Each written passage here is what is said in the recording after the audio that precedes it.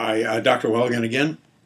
Well, I managed to erase most of this stuff on this board, and in order to move to an allied uh, subject, and that is some of my earlier research in the area of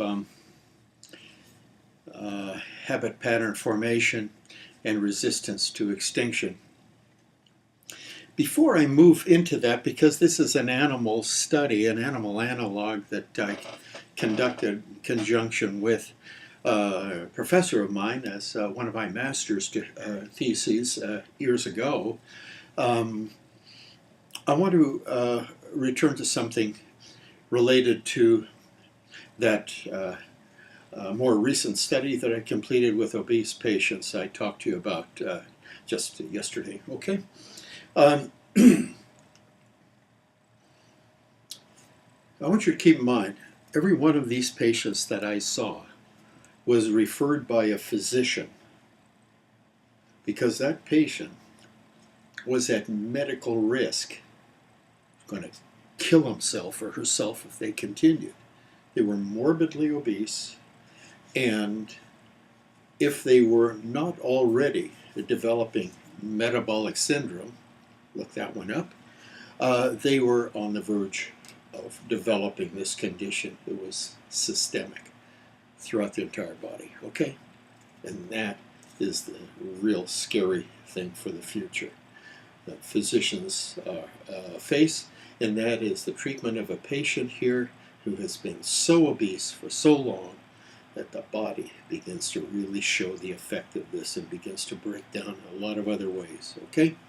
Metabolic syndrome, look it up. Okay, getting back. So I have patients in both of those groups, mine and in the medication group, that are at risk. And they have all been through virtually every weight loss program out there. Yeah, okay. So I didn't accept anybody who had potentially exhausted the opportunities available to them, okay, in the weight management, weight loss industry. So it's with that in mind. I want to give you some anecdotal information here. One of them in my group, not the medication group, but in my group, weighed 410 pounds, and he lost 110 pounds in 16 weeks. Now, this is a man who had failed in every other program to lose weight. He could not either drop out or get halfway through or complete it with very little impact on his weight, okay? So in 16 weeks, he lost 110 pounds in my program. Everybody lost weight, okay? And the percentage of weight loss, of course, varied depending upon the initial weight of the individual coming into the program. But because the weight loss was so significant relative to each one of their base weights, the procedures that developed for them actually produced overall a greater weight loss, mean weight loss in my group than in the medication group. There was one fellow I want to mention. He was an advocate of sports fishing. In fact, he had his own concession. And because he was so attentive to his sports on board, he indicated at the beginning that he would eat about 6 hamburgers a day and never stop. 6 hamburgers, okay? As he's running around taking care of everybody. And at the end of my program, he sat down and could not finish half a hamburger. He was just full. There was no resistance, no voluntary inhibition. It was just, that's all I can eat. So how does an individual who's eating 6 hamburgers at week 1 end up in week 16 not able to eat a half a hamburger? I can talk to you more about that in my orientation group if you're interested, okay? I want to get back to an earlier study. And I wish maybe more people had read this. It was one in a series of studies that my professor and I and a few others had actually put together a string of them. And my study was this. Of course, remember, it's animal analogs. Love rats, okay? Okay. So this was a study with rats in a maze. Okay. So what we do, remember I told you about a 50% reinforcement ratio eventually, where the rat would run down the maze, the pigeon would peck that little target. Half the time they get reinforced, half the time they would not. Okay. Now I can draw this maze for you, but I think you know what a maze is. Okay. So you put a rat here, and here runs down, and food at the end, and in the beginning it's 100%, and then you very quickly shift to every other time. It runs down the maze and no food. Next time, boom, no food, and before you know it, that rat is not bumping up against the wall, sitting there, rolling over, going to sleep. He is making a beeline down that maze and missing all the walls. Okay? Boom. The length of time it takes him to do that is increasingly short as a function of the reinforcement of that behavioral pattern, which, by the way, is a rather circuitous one. I mean, there are a lot of motor movements involved in that are actually being reinforced at the end of that maze. Do that for 20, 30, 40, 50 times that rat really knows what to do, and then do something else.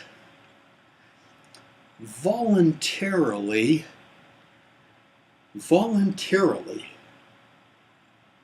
tell that rat not to go down that maze. Okay?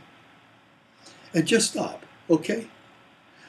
Just stop in the middle of that habit pattern, or in the beginning of that habit pattern, or toward the end of that habit pattern, and just tell that rat, please don't go any farther, inhibit your behavior, and get over it. Okay? Get over what? Actually running down and being reinforced for that behavioral pattern. Okay?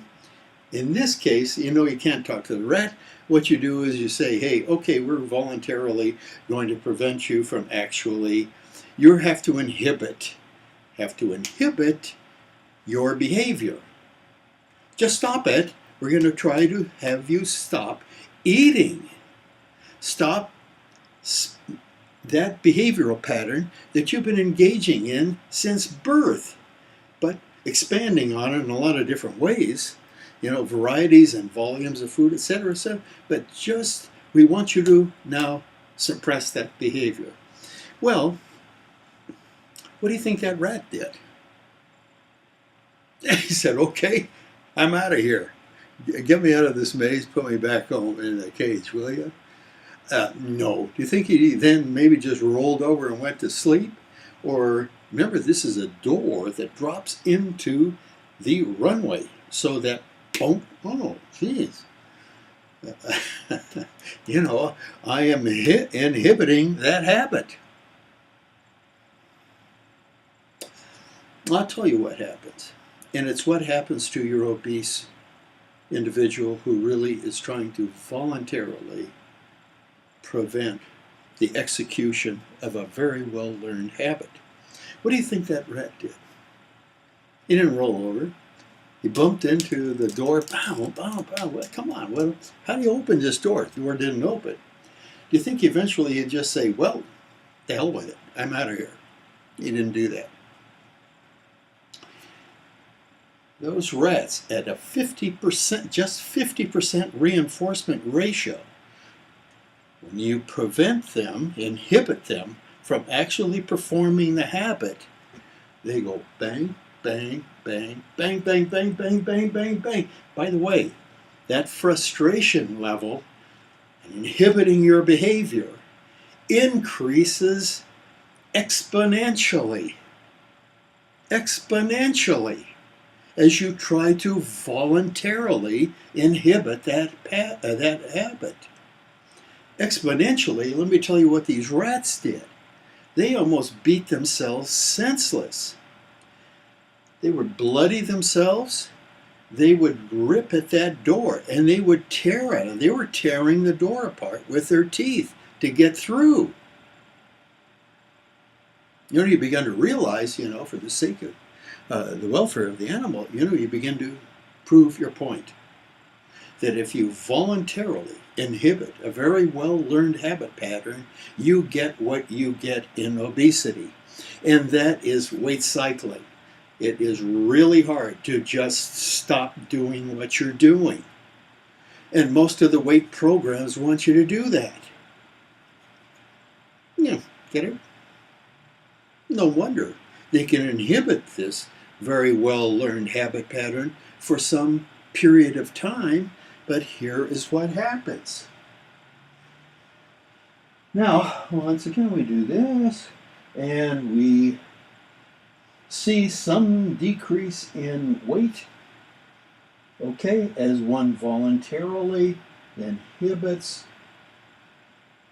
my effort to eat, okay, and then guess what? I learned how to voluntarily, inhibit, and thanks very much. Weight program's over. Good luck.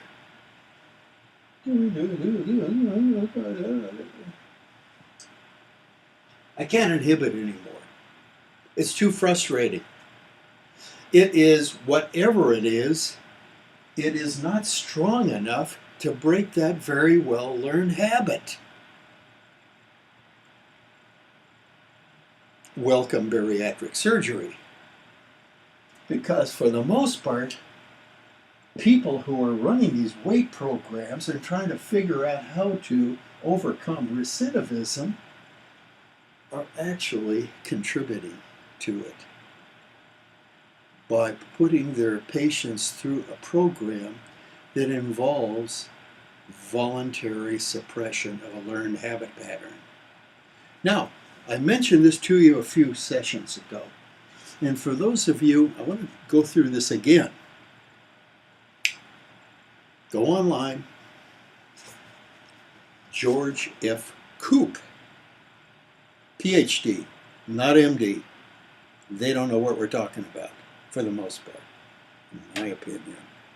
PhD, experimental psychologist, Scripps Clinic, now running a federal program, drug addiction. Addictions.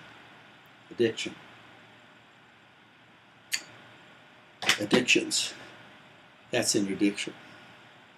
Okay, exquisite research here. Wonderful bedtime reading. Anybody want to read that? Fall asleep. By the way, hold on just a minute. Speaking of falling asleep, will somebody out there, will somebody wake that guy up? Yeah. If you don't mind, just go over and tap him, and yeah, that's good. Good. Yeah. Why don't you tell him all this stuff is going to be on the test tomorrow? It's a pop quiz. This is really interesting stuff, man. Pay attention to this. Quiz tomorrow. Okay, God, you're just like one of my students falling asleep in my lectures. Okay, getting back to the voluntary suppression or the blocking of a very well-learned habit pattern. I presented this, I think it was 1967, at the Western Psychological Association, and it was to have gone to press along with 2 or 3 others that were its mates, okay? when I went back to Wisconsin to finish up my doctorate. But nevertheless, it's out there.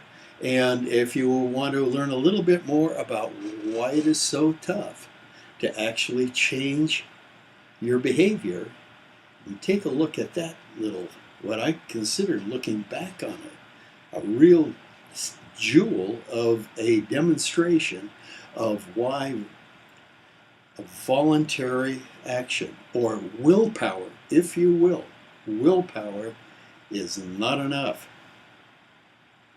It's not enough to actually change behavior. Habits, and how we address them, how we learn them, maintain them, and break them.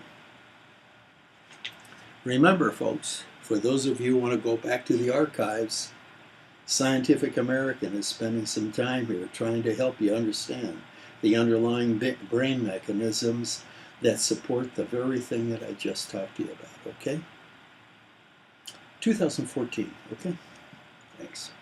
Okay, we'll talk some more, okay? Tune in tomorrow. I've got a couple of other things I want to talk to you about related to habits, okay? See you then.